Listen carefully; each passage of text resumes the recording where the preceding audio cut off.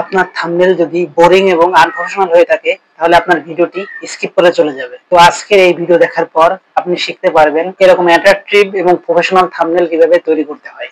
একটা video viral হওয়ার পিছনে কিন্তু থাম্বনেল সবথেকে বেশি ভূমিকা পালন করে থাকে। আপনার ভিডিও যদি থাম্বনেল ভালো হয়, আপনার ভিডিও অবশ্যই ভাইরাল হবে। আজকের এই ভিডিওতে আমি এমন কিছু গুরুত্বপূর্ণ টিপস শেয়ার করব, তো অবশ্যই আপনার ভিডিওটি না টেনে সম্পূর্ণ দেখবেন। থাম্বনেল বানানোর জন্য আমি যে অ্যাপসটি ব্যবহার করব সেটির নাম হচ্ছে পিক্সেল ল্যাব, এবং কালার গ্রেডিং এর জন্য ব্যবহার করব লাইটরুম, যেটা ইউজ করা একদমই সহজ। ভিডিওটি দেখলে আপনি প্রফেশনাল থাম্বনেল বানানো শিখে যাবেন। তো আমি থাম্বনেল বানানোর জন্য যে সমস্ত ইফেক্ট গুলো ব্যবহার করে থাকি, এগুলো যদি আপনারা অবশ্যই চান আমি ডেসক্রিপশন বক্সে দিয়ে দিব। তো চলুন দেরি না করে আমি মূল ভিডিও শুরু করব। পিক্সেল ল্যাব অ্যাপসটি ইনস্টল করে নেবেন প্লে স্টোর থেকে। তো আমি পিক্সেল ল্যাব অ্যাপসটি আমি ওপেন করে নিচ্ছি। এরপর এখানে ক্যান্সেলে টাচ করবেন। এরপর এখানে দেখুন ডিলিট আইকন রয়েছে, এই ডিলিট আইকনে উপরে টাচ করবেন, ওকেতে টাচ করবেন। আর ইউটিউবে যেহেতু থাম্বনেল তৈরি করব, ইউটিউবের একটা সাইজ আছে, সেই সাইজটা আমরা সিলেক্ট করে নিব। সাইজটা সিলেক্ট করার জন্য কর্নারে দেখুন 3 ডট আছে, এই 3 ডটের পর একটা টাচ করবেন। এরপর দেখুন এখানে ইমেজ সাইজ নামে একটা অপশন আছে, ইমেজ সাইজে টাচ করবেন। এরপর দেখুন এখানে কাস্টম দেওয়া রয়েছে, তো এখান থেকে জাস্ট এইখানে টাচ করবেন। থাম্বনেল এখানে লেখা রয়েছে, ইউটিউব থাম্বনেলের পরে টাচ করবেন। ইউটিউবের যে সাইজ সেটা কিন্তু দেখুন এখানে সিলেক্ট হয়ে গেছে। এরপরে নিচে ওকেতে টাচ করবেন। দেখুন ইউটিউবের সাইজটা কিন্তু চলে আসছে। থাম্বনেল তৈরি করার জন্য সর্বপ্রথম আপনি চলে যাবেন, এখানে দেখুন প্লাস আইকন রয়েছে, এই প্লাস আইকনের পরে সিম্পল একটা টাচ করে দিবেন।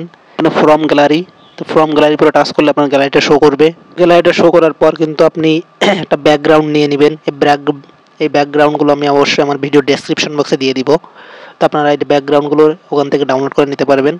তো আমি জাস্ট একটা ব্যাকগ্রাউন্ড নিয়ে নিলাম। ব্যাকগ্রাউন্ডটা নেওয়ার পর এখানে জাস্ট নিচেই দেখুন টিক চিহ্ন দেওয়া রয়েছে, এইখানে টাচ করে দিবেন। এবার ব্যাকগ্রাউন্ডটা ফুল সাইজ করার জন্য দেখুন এই কর্নারে এটা জাস্ট চাপ দিয়ে ধরে রাখবেন, ধরে আপনার থাম্বনেলের যে সাইজ সেই সাইজ অনুসারে সেট আপ করে নেবেন। ব্যাকগ্রাউন্ডটা সেট করার পর এবার হচ্ছে আমি সর্বপ্রথম লিখবো, যেটা আমি থাম্বনেল ক্রিয়েট করব। তো এই জন্য সর্বপ্রথম দেখুন এ লেখা রয়েছে, এরপরে একটা টাচ করে দিবেন। এরপর দেখুন এখানে টেক্সট নামে একটা অপশন আছে, টেক্সটের উপরে টাচ করবেন। এরপর দেখুন এখানে এডিট নামে একটা অপশন আছে, এডিটের পরে সিম্পল একটা টাচ করে দিবেন। যেটা লিখতেছেন সেটা লিখবেন। তো আমি যেহেতু থাম্বনেল নিয়েই ভিডিও করতেছি, তো আমি থাম্বনেলটাই লিখবো। থাম্বনেলটা লেখার পরে জাস্ট কর্নারে দেখুন ওকে লেখা আছে, ওকের পরে টাচ করবেন। এবার হচ্ছে এটার আমি একটু ফ্রন্ট চেঞ্জ করব। ফ্রন্ট চেঞ্জ করার জন্য জাস্ট এইখানে টাচ করে ধরে সরাবেন। তো আমি দেখুন এখানে টাচ করে ধরে জাস্ট একটু সাইডে সরিয়ে নিচ্ছি। সরানোর পর এখানে দেখুন ফ্রন্ট, তো এখানে দেখে অসংখ্য ফ্রন্ট আছে, এখান থেকে আপনাদের পছন্দ মতো একটা ফ্রন্ট আপনারা সিলেক্ট করবেন। তো আপনাদের পছন্দ মতো একটা ফ্রন্ট দেওয়ার পর সিম্পলি নিচেই দেখুন ওকে নামে একটা অপশন আছে, ওকের পরে টাচ করবেন। এটা আমি আবার একটু সরাবো সাইডের দিকে। সাইজ নামে একটা অপশন আছে, এই সাইজের পরে টাচ করে এটা জাস্ট 55 রয়েছে, এটা আমি জাস্ট বাড়িয়ে দিব। থাম্বনেল লেখায় থাম্বনেলটা লেখার পরে জাস্ট কিছুক্ষণ টাচ করে ধরে আপনাদের মতো কাস্টমাইজেশন আপনারা করে নেবেন। এবার হচ্ছে থাম্বনেলটার কালার, যেহেতু সাদা আমি এটার কালার একটু অন্য ধরনের কালার দিব, তাহলে থাম্বনেলটা দেখতে একটু আকর্ষণীয় হবে। এখানে কালার নামে একটা অপশন আছে, উপরের দিকে যাবেন, এখানে অসংখ্য কালার রয়েছে, কালারগুলো একটু সাইডের দিকে সরাবেন। সরানোর পর আপনার পছন্দ মতো যে কোনো একটা কালার আপনি সিলেক্ট করবেন। তো আমি এখান থেকে হলুদ কালারটা সিলেক্ট করলাম। আর সিলেক্ট করার পর এখানে দেখুন টিক চিহ্ন রয়েছে, এই টিক চিহ্নের উপরে টাচ করলে কিন্তু এটা সেভ হয়ে যাবে। এবার একটা ফাঁকা জায়গায় এটা টাচ করব।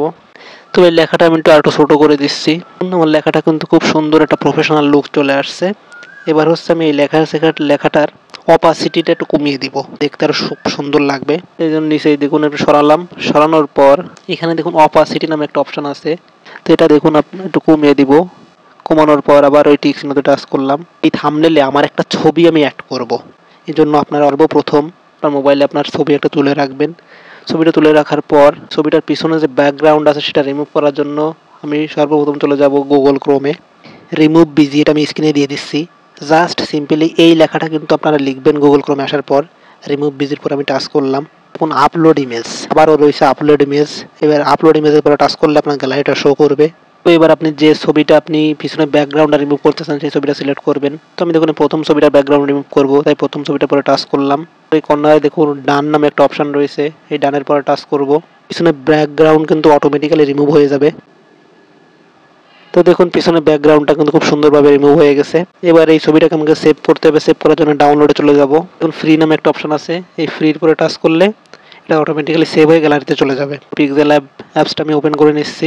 এবার হচ্ছে আমি যে ছবিটা আমি পিছনে ব্যাকগ্রাউন্ডটা রিমুভ করলাম সেই ছবিটা এখানে আমি আনবো। ছবিটা আনার জন্য এখানে দেখুন প্লাস আইকন রয়েছে, এই প্লাস আইকনে পরে এটা টাচ করব।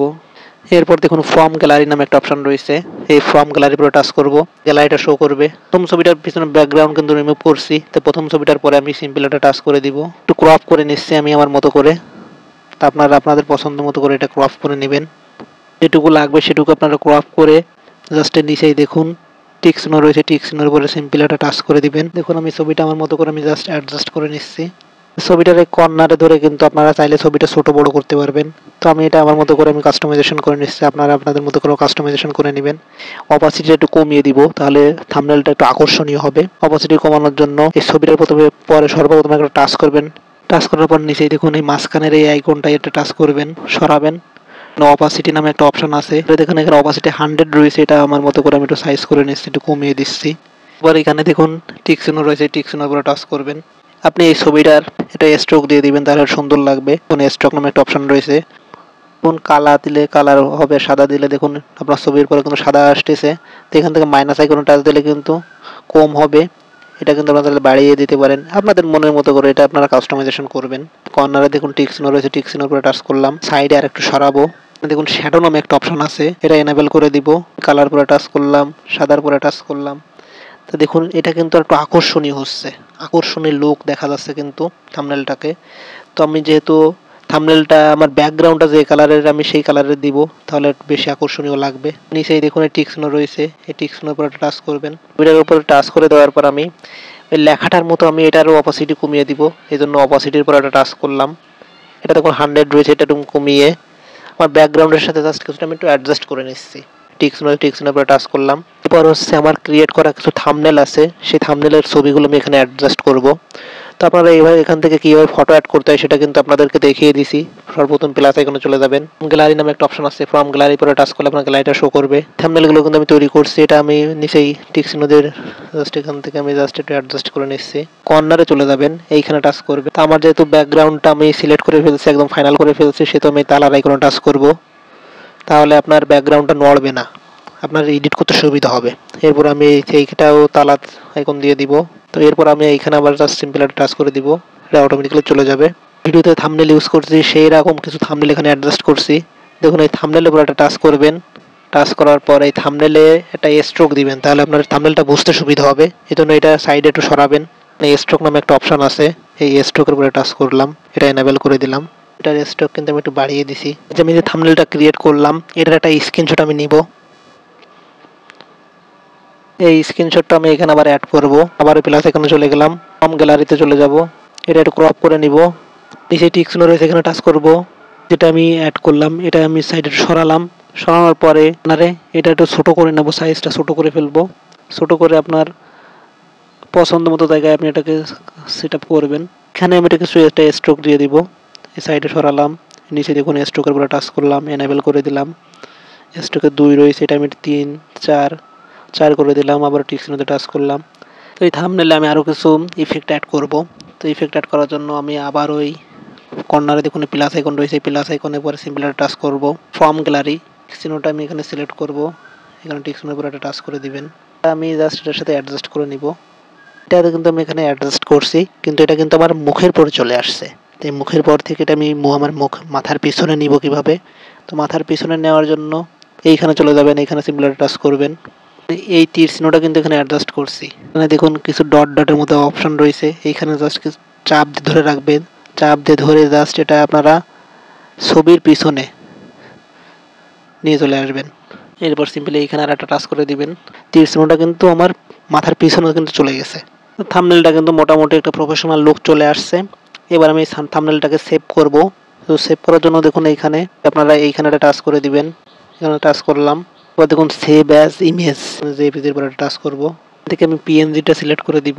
এবার দেখুন এখানে সেভ টু গ্যালারি, এই সেভ টু গ্যালারির উপরে টাচ করলে এটা অ্যাড শো করবে, অটোমেটিক্যালি সেভ হয়ে গ্যালারিতে চলে যাবে। আমার পিক্সেল ল্যাবের কাজ শেষ। তো লাইট রুম অ্যাপসটা প্লে স্টোর থেকে ইনস্টল করে নেবেন। দেখুন আমার ইনস্টল করা আছে। তো আমি লাইট রুমের পরে টাচ করলাম, একদম সর্বপ্রথম ইনস্টল করছেন তাদের প্রথম এই অপশনগুলো চাইবে।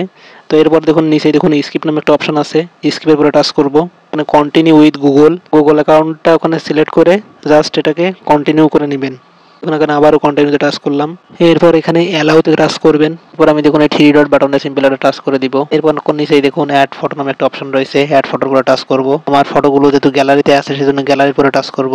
পিক্সেল অ্যাপ থেকে যে থাম্বনেলটা আপনি তৈরি করলেন সেটা সিলেক্ট করার পর নিচেই দেখুন অ্যাড নামে একটা অপশন আছে, অ্যাডের পরে টাচ করবেন। এরপর দেখুন এখানে মাই এডিট নামে একটা অপশন আছে, দ্বিতীয় যে অপশনটা আছে এই দ্বিতীয় অপশনের পরে একটা টাচ করে দিবেন। আমি যে থাম্বনেলটা তৈরি করছিলাম পিক্সেল অ্যাপ থেকে সেই থাম্বনেলের উপরে একটা টাচ করব। এরপর নিচেই দেখুন এডিট নামে একটা অপশন আছে, এডিটের পরে একটা টাচ করব। এখান থেকে দেখুন লাইট আছে, কালার আছে, এগুলো আপনারা আপনাদের মধ্যে মধ্যে করে সেট আপ করে নেবেন। তো একটু লাইটটা দেখুন একটু বাড়িয়ে দিয়ে দেখি, বাড়ালে বেশি খারাপ দেখা যাবে। এরপর কালার, তো দেখুন এগুলো কিন্তু আপনাদের মনের মতো করে একটু কাস্টমাইজেশন করে নেবেন। দেখুন সাদা কালার হয়ে গেছে, তো এটা আমি মনের মতো করে আমি কাস্টমাইজেশন করে নিচ্ছি। থ্রি ডট বাটন আছে, এই থ্রি ডট বাটনের উপরে টাচ করবেন। এরপর দেখুন সেভ কপি টু ডিভাইস, কিন্তু আপনার গ্যালারিতে চলে যাবে। তো ভিডিওটি কেমন লাগলো অবশ্যই আপনারা ফেসবুক পেজের কমেন্ট বক্স এবং ইউটিউবের কমেন্ট বক্সে কমেন্ট করবেন। আর টেকনোলজি সম্পর্কিত যে কোনো ভিডিও পেতে অবশ্যই আমার এই চ্যানেলটিকে সাবস্ক্রাইব করে পাশে থাকবেন। আল্লাহ হাফেজ।